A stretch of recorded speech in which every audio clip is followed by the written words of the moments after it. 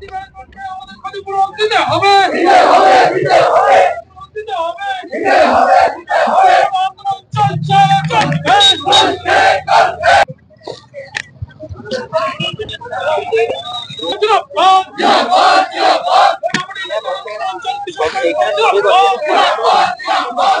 আমরা শ্রমিক নই, আমরা ক্ষতিগ্রস্ত কৃষক। ঠিক আছে, আমাদের মূলত দাবি হচ্ছে ডিভিসি আমাদের মানে জমির পর জমি একদম ছায়ের পাহাড় বানিয়ে দিয়েছে। আমাদের যে 3 ফসলি জমি ছিল সেই সমস্ত জমিতে আমাদের সোনার ফসল ফলতো, 3 বার চাষ হতো, কিন্তু সেই সমস্ত জমিতে আজ আপনার একটা মানে দুর্বা ঘাস পর্যন্ত আপনি দেখতে পাবেন, কেবলমাত্র ছায়ের পাহাড় আর হোগলাপাতিতে ভর্তি হয়ে গেছে। অতএব আমরা খুব অসুবিধার মধ্যে দিন যাপন করছি আমাদের পরিবার পরিজন নিয়ে।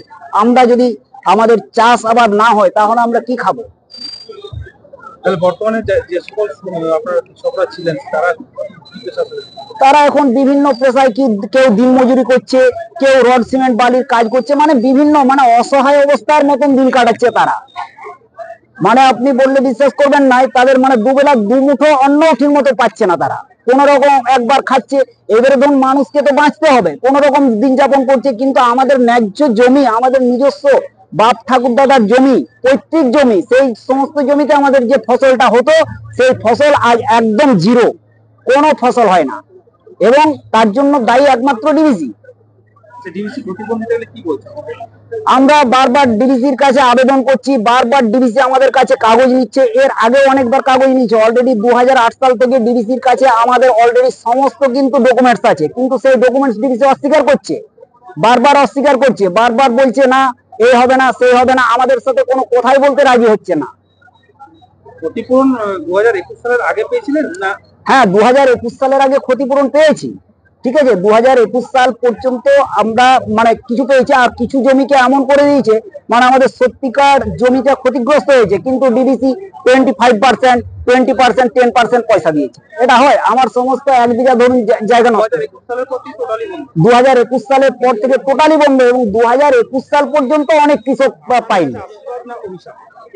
ডিভিসি তো আমাদের কাছে অ্যাকচুয়ালি আশীর্বাদ, কিন্তু এখন যে আমাদের সমস্যা হয়েছে তাতে যদি সমস্যা সমাধান সবাইকে না করে তাহলে আমাদের কাছে খুবই অসুবিধা হচ্ছে।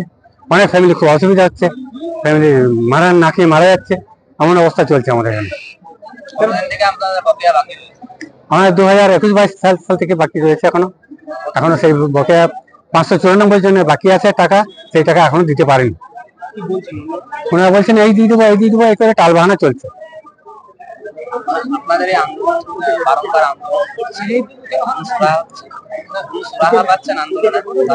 হ্যাঁ, আন্দোলন করে কিছুটা সরা হচ্ছে, আন্দোলন করার জন্য টাকাটা আস্তে আস্তে আদায় হচ্ছে, ধীরে ধীরে আদায় হচ্ছে। স্থানীয় রাজ্য সরকার বা প্রশাসন কি সহায়তা পাচ্ছেন? প্রশাসনের সহায়তা তো পাইনি, তবে আমাদের এখন সহায়তা করছেন অলোক মুখার্জি, আমাদের বর্জয়ের এমএলএ, উনি আমাদের সঙ্গে আছেন, সহায়তা করছেন। বাঁকুড়া জেলা প্রশাসন তরফ থেকে? জেলা প্রশাসন থেকে সহযোগিতা পাচ্ছি। তাহলে এখন যে যারা যে সকল জমি আজকে ছায়ের তলায় চলে গেছে, যে সকল জমিতে চাষ হচ্ছে না, তারা এখন বর্তমানে সেসব কৃষকরা দিনমজুর কাজ করছে। এখানে অনেক স্পঞ্জার কাজ আছে, সেখানে টুকটাক কাজ করে নিজের কন্ট্রাক্টরে কাজ করে সংসার চালাচ্ছি।